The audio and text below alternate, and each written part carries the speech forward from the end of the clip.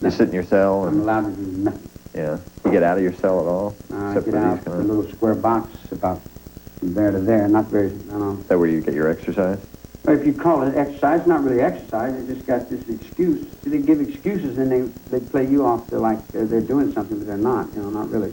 Where do you have your meals? Do you have, in your in cell? Itself, yeah. I'm forced to trust it, whether I like to eat from people's hands or not. Yeah. I'm holding the trust of California in my stomach. You get a lot of letters. I know that. They said you get lots of mail here. Do you get mail from family members? Sandra What are Good? family members? Well, people that used to hang out with you. Sandra Good, I know, moved here. Sandy's a good person. She's a wonderful human being. She writes you off, and you She did 10 years in prison trying to stop the chemicals from being poured on the land.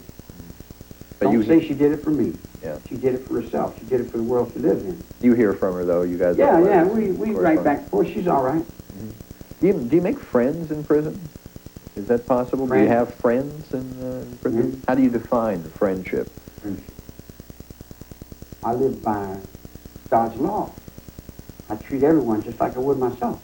Mm-hmm. If you treat me right, I'll treat you right. Mm-hmm. If you spit on me, then I got a spit coming. Do you ever feel like you're in danger? You were once, a fellow inmate once set you on fire, I think, in a previous state. Do you ever feel like you're threatened when you're in prison? No, not really. Yeah. Not here, I guess, because you're so... What set me on fire was a thought. I thought it was gasoline. No, it was a thought from India. Yeah. You remember the next day that the head of India was shot and killed? I didn't realize that was the same time Look you were here. I'm not on a local level. You're on an international level? I'm on a world level 3 times around. I know why the Queen wears those 3 stripes on her hat. And I know why she goes to Kentucky to get her horses. There isn't anything I don't know from here to the IRA. I know who gets bombed and why those 17 people starved themselves in Belfast. That's because I live in cell 17. Because those are angels that fly in my world. To me, those are 17 machine guns. yeah. If you hadn't grown up institutionalized, as you said, since you were 10 years old, what do you think would be different now for you? Well, I haven't grown up. Okay. And I don't think I will. All right. Well, if you hadn't spent all that time in prison from the age of 10 on, how do you think things would be different for you now? I'd probably be dead. Yeah? Prison has saved me a lot of times. Prison's not a bad place. Prison's like a monastery.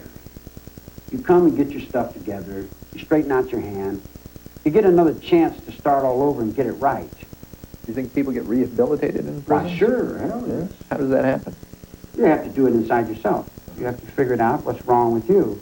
Yeah. But do you need a prison to do that? A prison helps. A prison helps. Like a lot of times, let me give you this, like veterans raised me. The men that were in the Second World War were my cottage supervisors when I was a kid. They taught me how to play handball. They taught me how to box. They taught me how to be honest with myself. They taught me a whole lot of things that are really pretty good. I fought against them for years, and I didn't really understand until I conquered myself, but they told me that the only guy I'm fighting is me, and I'm my own worst enemy. And when I get that straightened out, then I can touch somebody else. But in order to do that, sometimes you got to go through hard knocks, and you got to go through the hard part. The hard part. In other words, how are you going to go to heaven unless you danced in hell? I mean, how are you going to know it? How are you going to feel good unless you feel bad? I mean, it runs both different, like. When you were first imprisoned, you were on death row. Your sentence was commuted in the early 70s. How did you feel, though, before that time? I knew that my sentence would be commuted. You knew that all along? Well, sure. Yeah. So you weren't afraid about being executed? I knew it when I was standing in the courtroom. Yeah. See, each man knows when he wants to. Each man knows when he must know. When you're pushed in a position to know. I stood in the courtroom, I told the judge, man, I'm dead in this. What I meant by I'm dead in this, I don't have no thought. Ain't none of that. That's the generation of 60s. I'm not a generation of 60s. I'm a generation of the 30s. I played on the same ball club that your old man made movies of in Virginia, the VMI, with Natural Bridge, when I was a little kid, 1950. Before the Korean War started, I was in a little federal boys' camp. Everyone thinks I just came on the set in 1969 because I'm little and I look young, so they felt I was young, but I was an old man when I got busted. I'm an old man now, but I was still an old man then. Should you be in prison at all? Should you have been in prison? Well, see, to start with, prison was originally started as a farm. And if you liked the person that came in your courtroom, you gave him another chance to be reborn and enter into a right way of life. Prison was not built to punish people. It was built to help people. That's why they're called peace officers. But sadistic ding-dongs got in there and wanted to make it into be the shadows of what they thought. And the incompetent and the inadequate need to punish someone so they feel better. So it's like in reform school, they used to lay me down and beat me with leather straps till I couldn't walk. And I used to think, what did I do wrong? And for years I would think that I was wrong, that I did something wrong, and then I seen it wasn't that I did anything wrong. They beat me so they show the next kids now what not to do. So, you know, in other words, like, prison is the mind. Most of the people that work in the prison are more in prison than the people they've got in prison. They've just got their kids in prison. They got the poor people in prison. They got people that have no money in prison. I don't understand what prison is anymore. Would you like to get out of prison? I'd like to get out of handcuffs. Yeah. In other words, like, I can't buy no illusion or no carrot on the nose. In other words, you do what I say and I might do this. And then I do what you say and you never pay me. I go through Vacaville and I carry Vacaville on my back for 18 years and they promised me a mainline. 3 doctors took me off Category J and took me off high violent potential. I go back to San Quentin. They need me for high violence so they can sell this thing to the public that they're selling to the public, so they have more income taxes, build more prisons, and convict the public in their eyes as if they're doing the right thing and protecting the public and doing good, that they're creating more crime. We're creating the crime. It's eating us up. We're creating it with our media. We're creating. Criminals are our children.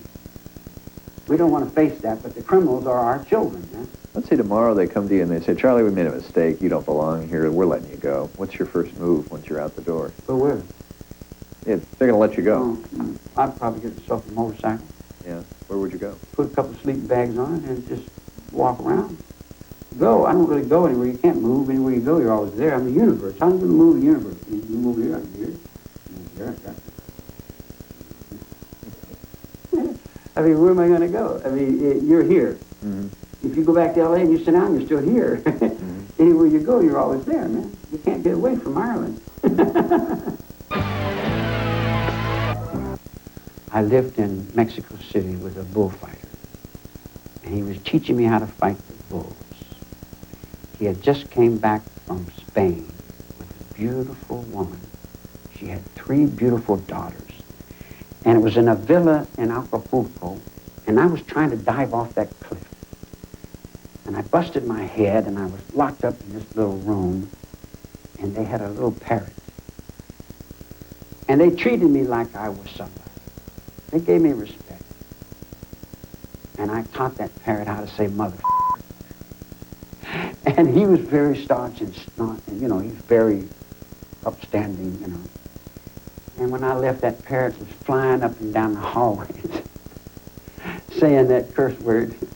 And I've always felt bad about it. That was bad. What's the best thing that's ever happened to you?